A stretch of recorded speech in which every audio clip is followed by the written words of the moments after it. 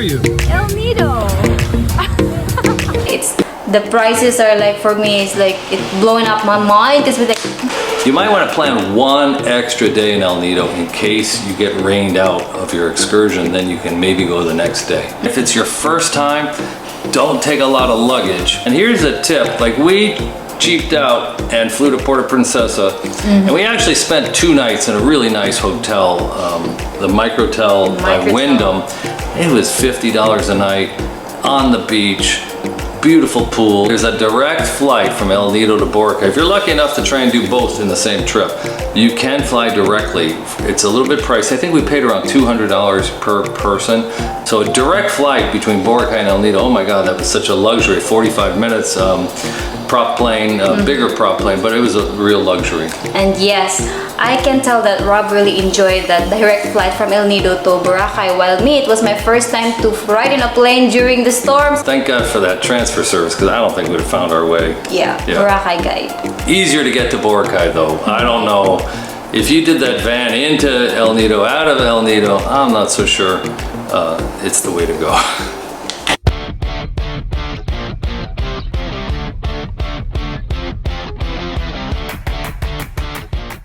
Hi, Chrissy. Hi, Rob. If someone is torn between 2 incredible destinations, possibly they only have the budget or the time to pick one. El Nido, rugged limestone cliffs. Boracay, white sand beaches. Well, you're in the right spot because we're gonna help you decide. We've just returned, and whether it's luxury hotels, food, nightlife, excursions, you're in the right place as we discuss the advantages of both.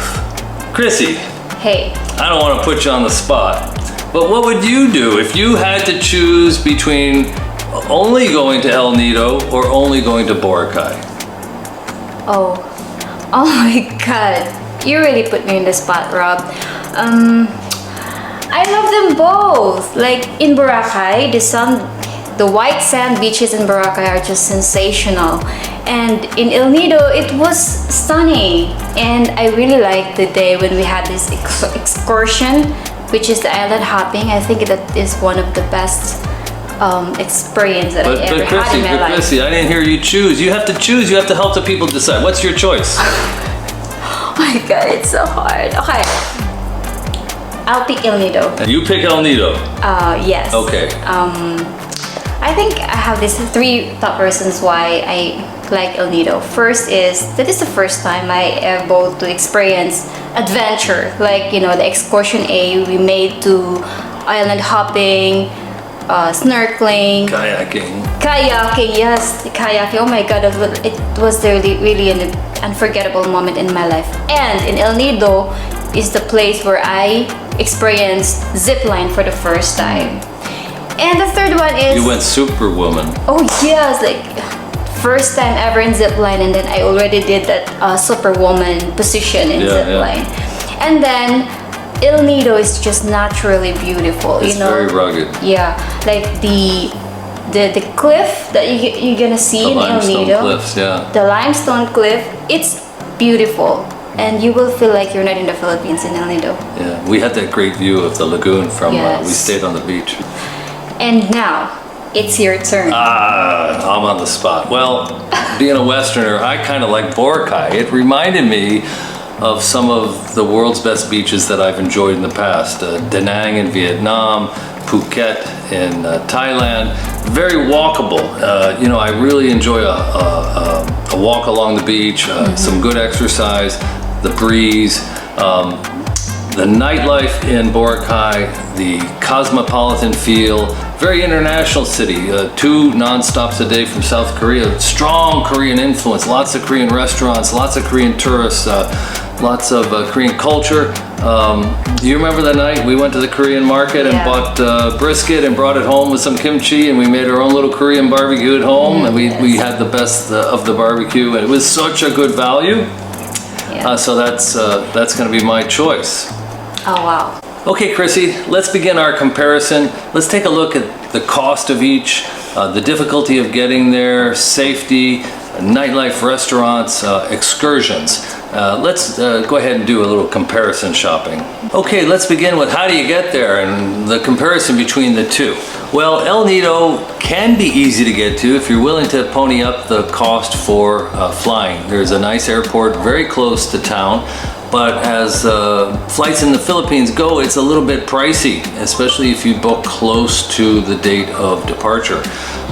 Most backpacker, Western, younger folks, and people on a budget who are trying to squeeze in both vacations on the same trip fly into Puerto Princesa. It's a reasonably priced ticket, and they take a almost 6-hour van ride to El Nido, and so that's a tough van ride, although the views were pretty good. And in terms of Boracay, you just take a regularly priced flight into the Cataclan airport, and but you got to get yourself from the airport to the ferry terminal, from the ferry terminal across to the island. Then you got to find more land transportation to get to your hotel or Airbnb. It was kind of crazy, and if it's your first time, don't take a lot of luggage because it's hard to get on and off the boat with your luggage on the gangplank. I was on an around the world trip, and I had 25 kilo suitcase plus Chrissy's luggage and another bag. And we used a service that the Airbnb host recommended called My Boracay Guide. Not an advertisement, not sponsored, but boy, for like 30 bucks per person, door to door, we were so confused. They met us at the airport. One van to the ferry terminal, another guide in the ferry terminal, got us through immigration, whatever the paperwork, the tickets, got us with a porter onto the boat with that heavy bag, off of the boat with the heavy bag.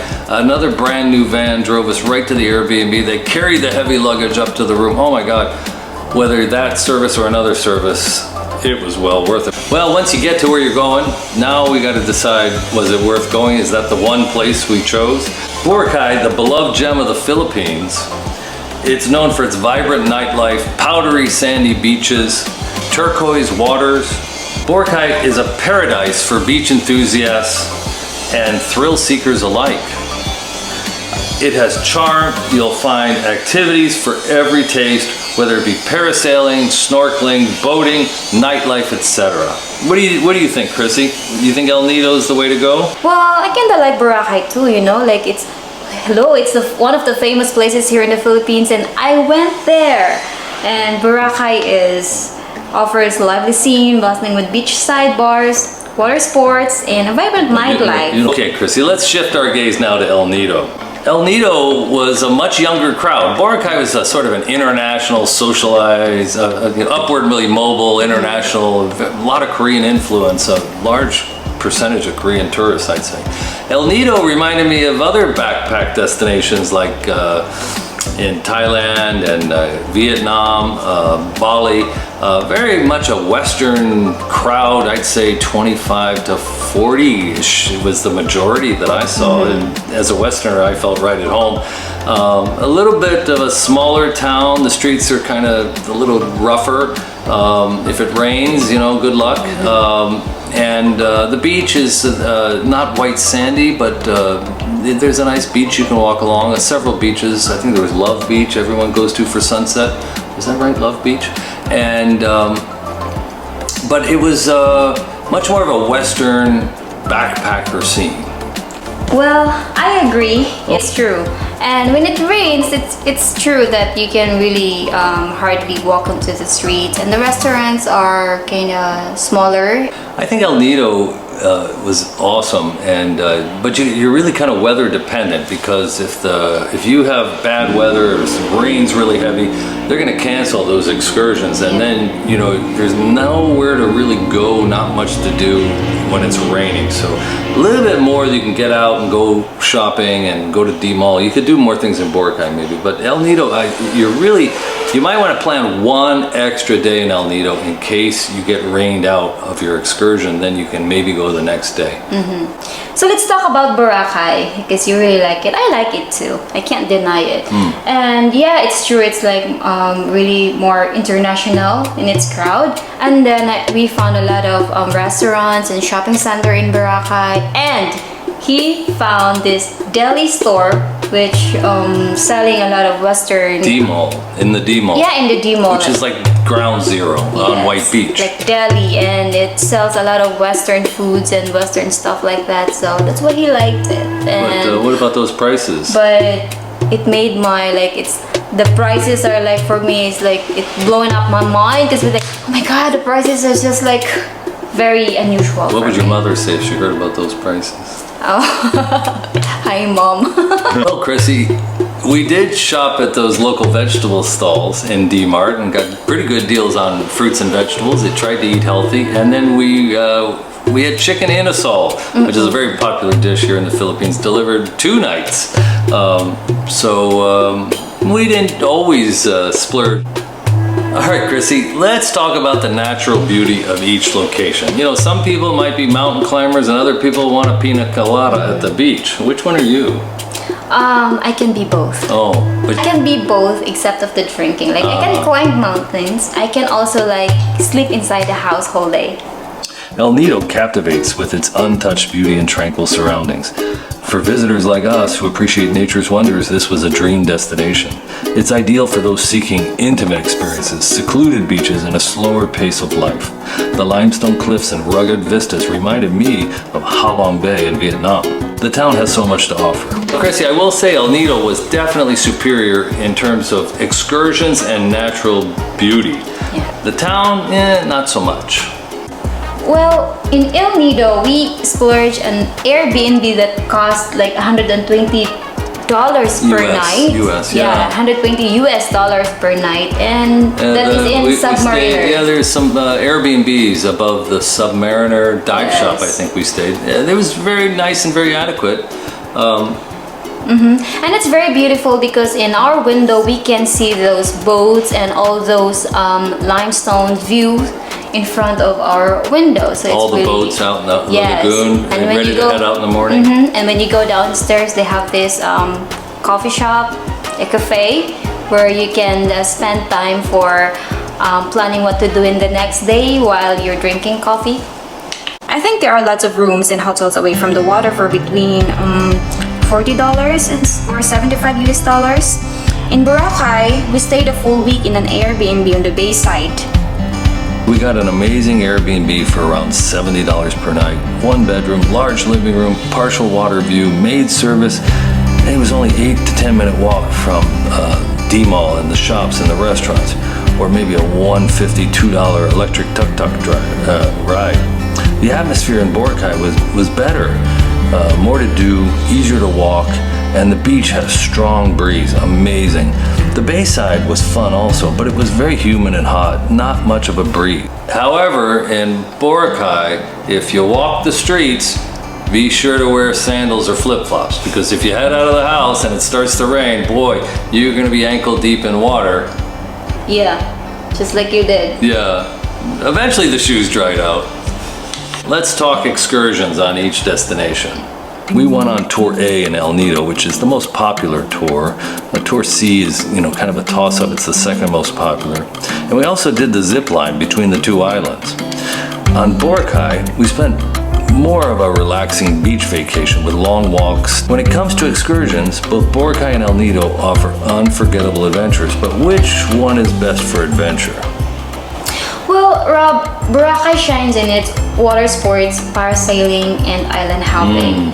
El Nido, on the other hand, is amazing for its breathtaking lagoons, underwater caves, and secret beaches. Each offers a unique exploration opportunity that caters to different types of people.